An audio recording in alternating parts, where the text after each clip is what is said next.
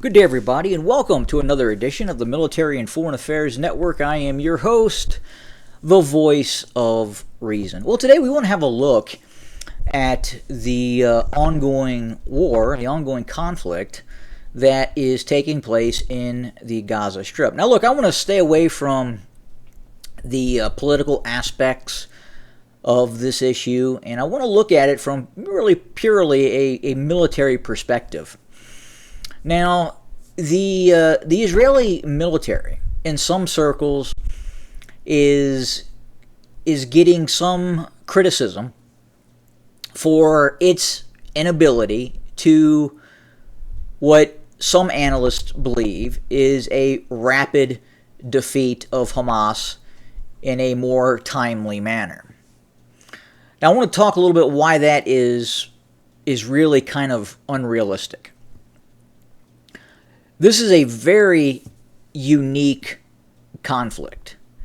This is essentially a siege and assault operation of a very large, fortified, urbanized area. Look, the Gaza Strip is about 25 miles in length from essentially north to south, and anywhere from 4 to 6 miles wide. Now, as you can see from this satellite map, it is incredibly urbanized with about 2 million people living in the Gaza Strip. Now, out of those 2 million people, you've got about 1 million males. Population is usually 50-50. Now, out of that million males, at least 10% have been armed and radicalized and are able to conduct military operations. So as the Israelis launched its operation against the Gaza Strip, it was aware that it was facing anywhere from 40,000, some of the lower estimates estimated up to about 15,000. But I think it's safe to say that at the very least, 40,000, in all probability upwards to 100,000. Considering the indoctrination that has taken place in the Gaza Strip, considering the local religion, what have you, it's really designed to create a large camp of armed individuals. And that's what they were fairly successful at. Now, the challenge for the Israelis has been the terrain in the urbanized environment.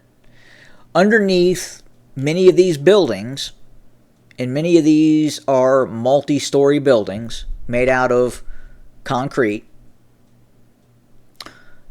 under these buildings are tunnels running all throughout the entirety of the Gaza Strip, are bunkers and tunnels. The only way for the Israelis to strike these tunnels, in some cases, is with very large munitions, meaning large 2,000-pound joint direct attack munitions. By and large, the Israelis use the small diameter bomb and 500-pound bombs. But in a lot of cases, the Israelis are required to use larger ordnance to penetrate into some of these tunnel complexes. And they're doing that. And that is what has been causing quite a few civilian casualties. It's a war. It's going to happen. Anytime you have the kind of action that Hamas initiated against the Israelis, obviously there's going to be a response. And then this response by the Israelis was a total war scenario. The Israelis believe that they have to completely eliminate Hamas, and they're doing that. Now, if we go over to the Wikipedia map, you can kind of see a bit better of what's happened on the ground. So the area in this light blue is the furthest extent of Israeli operations, meaning Israeli troops actually entered many of these areas. And Israeli forces did take casualties in entering these areas. Was it catastrophic to the Israeli armed forces? No, absolutely not. Looking at a couple of thousand wounded and about 700 KIA between the initial operation by Hamas and then the ongoing Israeli operation. The Israelis have suffered under 1,000 killed or wounded. But again, you're talking about Israeli forces launching an operation against a very large, almost what you could define as a semi-megacity, with a heavily armed and resistive population. So any scenario, that is going to be very difficult for any military. Any military on the planet is going to be incredibly difficult, this kind of operation. Now, what the Israelis have done is, in a lot of these areas, the Israelis have withdrawn. The areas in the light blue, the Israelis are no longer present. The areas in this red color indicate areas where Hamas could be operating. The areas in this darker blue or purplish of color is where the Israelis are continuing to operate. Now, the Israelis have cut the Gaza Strip into two sections. The southern section is preventing any kind of egress, any kind of movement from Gaza or Egypt back and forth. And then the north, it prevents movement from Gaza City south towards other areas south in the Gaza Strip. So the Israelis are present here.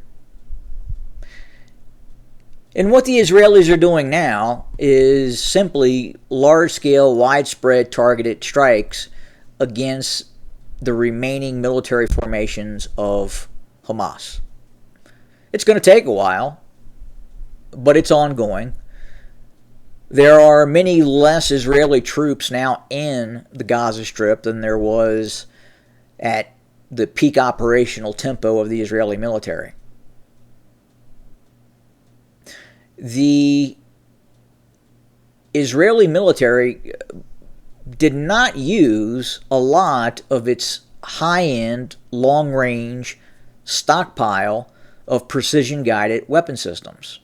So missiles like the Rampage, the Delilah, the Popeye, many of these weapons that the Israelis have really designed for use against Hezbollah, against, realistically, against Iran, Syria, were not used in this conflict. The Israelis used a lot of artillery, a lot of 155 millimeter artillery, and a lot of joint direct attack munition, the more short-range versions of those systems.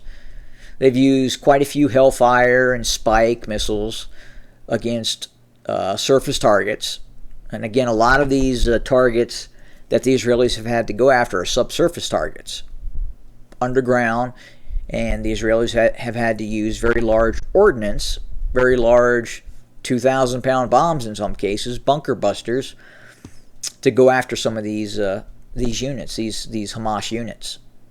But they're doing it, and it continues. But the size and the scope of the operation, I mean, if you really look at the terrain, it's small, but at the same time, it's not small. I mean, it's 25 miles north to south and about 5 miles east to west in these northern locales, but incredibly urbanized. Incredibly urbanized in the density of forces, in terms of the amounts of combatants that Hamas had deployed in these areas, is significant. Quite a few forces. And the average male in the Gaza Strip is unemployed. He doesn't have a lot to do. So he spends his day being indoctrinated by Hamas and training for war. And that's what they do. And that has led to what is happening now. Now, the situation is untenable for Hamas. It is going to be destroyed. It is slowly being destroyed day in and day out. Is it causing civilian casualty? Absolutely. But this is total war. If when you declare a war against another nation state that has a very capable, very powerful military, and you inflict the kind of initial damage against both security forces and the civilian population that Hamas inflicted, then you can expect a counter-operation that will equate to a total war scenario, meaning the goal of the Israeli armed forces is to eliminate Hamas. One way or another, it is going to go by the wayside, the annals of history. It's gone. Now, it may take another year, but the Israelis will just either starve them out, bomb them out, and until it's gone. And that's what's going to happen. But nonetheless, a very challenging operation. Again, any operation in which you have tens of thousands of armed combatants located in very dense, built-up civilian areas with multi-story buildings and subterranean bunkers and tunnels, that is a difficult operation for any military on earth, and it'll take some time. Now, it's not an ongoing operation that is going to be catastrophic to the Israeli military. The Israeli military has called up about 70% of its reserves, about 300,000 personnel, probably has about a total of 500,000 personnel it could call up. The Israelis have obviously a standing military as well, a very capable standing military. And at this point, I don't think you will see a very large impact in terms of Israeli capability to continue to deal with Hamas in Gaza and then proceed to operate against the Iranians, the Syrians, or Hezbollah. Obviously, the Israelis would have liked to gotten things wrapped up in Gaza, but it hasn't been able to do that. Is that a surprise to MFAN? Not really. Not really. We figured that it would take some time, that most of Hamas forces have been either killed, wounded, captured, or defeated, and that operation is going to continue. But the Israelis still have an incredible amount of combat capacity that can be used against Hezbollah, Syria, Iran. Again, a lot of the actual long-range, high-quality PGMs that the Israelis do possess were not used in the ongoing Gaza war. The Israelis still have very large stockpiles of long-range, precision-guided cruise missiles and missiles that can be used against Iran, Lebanon, and Syria. Again, it wasn't necessary for the Israelis to use those systems given the size of the Gaza Strip. And the war, or a war, against Iran, against Hezbollah, against the Syrian army is going to look a lot different than the siege and the assault on this heavily built up area of the Gaza Strip. Two totally different military operations. Totally different. The Israelis are probably going to perform better by going after targets in Lebanon and even targets possibly in Iran than they have under the conditions in the Gaza Strip. Gaza Strip operational area was much more challenging in terms of targets they could hit and they could not hit than what the Israelis are going to go after in terms of targeting Iran, and Lebanon. It still could get very nasty, and there could still be significant Israeli casualties, depending on what this Iranian response looks like and then what happens next. But we don't believe that the Israeli military has been depleted, as some folks would indicate. I think individuals are kidding themselves if they really believe that the Gaza war has changed the Israeli army in terms of capability of performing and conducting military operations against Hezbollah. Two different types of operations. The Israeli Air Force is an incredibly capable military machine. And that is the force that is going to cause Lebanon, Hezbollah, Syria, Iran the biggest sets of challenges. And yeah, the Israeli army, again, still has plenty of combat capacity deployed in the north. So, more to come. We will continue to watch this very closely. As always, thank you for joining us. More to come. Have a good day.